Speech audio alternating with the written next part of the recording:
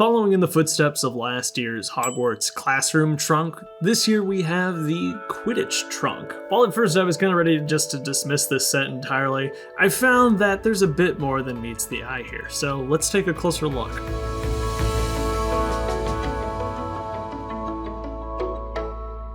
This set was sent to me early to review by the LEGO group, but you can pick yours up starting on June 1st. The Quidditch trunk is set number 76416.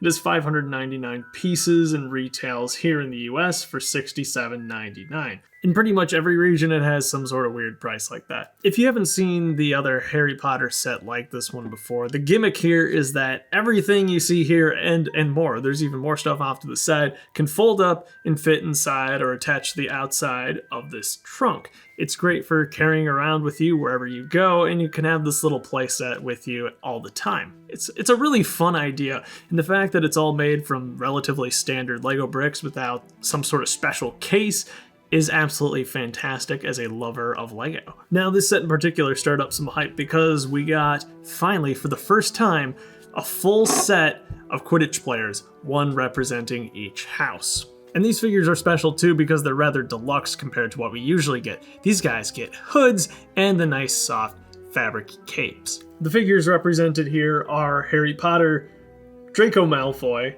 Cedric Diggory, and Cho Chang.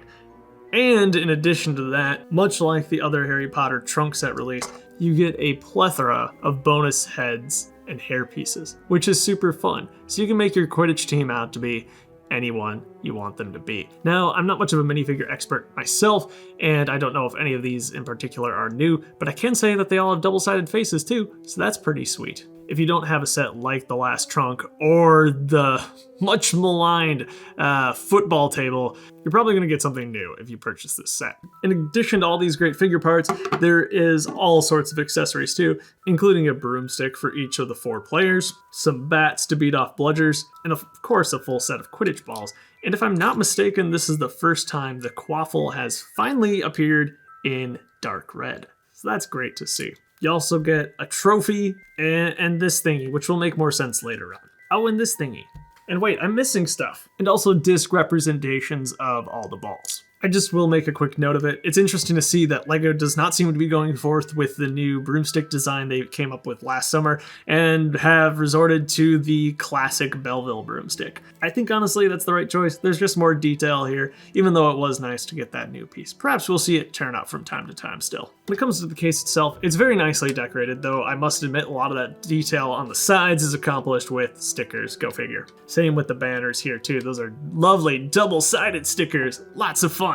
I like the bright green colors of the pitch on the inside and the lines. It just contrasts so nicely with the red around it. Of course, we've got our goals here too, making use of these larger gold rings, which for the first time feel like they're finally the right size. It's a relatively new part, to be fair. Now there's a Technic mechanism that you can see on the floor that becomes handles on the sides. And if we take a player and a broom here, sorry, I guess we're gonna have to deal with Draco, and attach him to that, you can see by moving the handles back and forth just slightly on the side, you can defend all 3 goals pretty effectively. It's a really nice integration and it's plenty sturdy too, which is great. Now, this will become one of several games you can play with the set. And that's where some of those funky items that I talked about earlier come into play. The instructions outline some of the potential games you can play, such as avoiding bludgers, defending the goalposts, or even catching the golden snitch. They're all actually really creative and fun uses of only a handful of different accessories, and I love that about this set. And pair that with the fact this whole thing neatly folds in on itself and takes up just a little bit of space.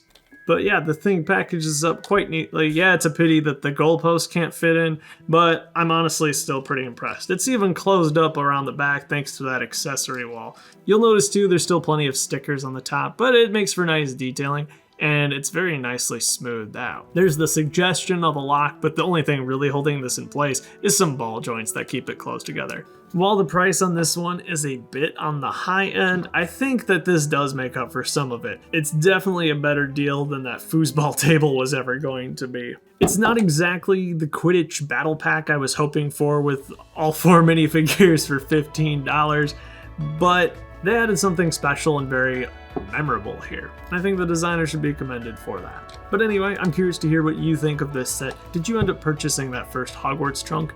And what did you think of that one? Honestly, this ended up being one of my favorite sets of this wave, and I was not expecting it at all. That's all I've got for you. Have yourself a great life, and I'll catch you later.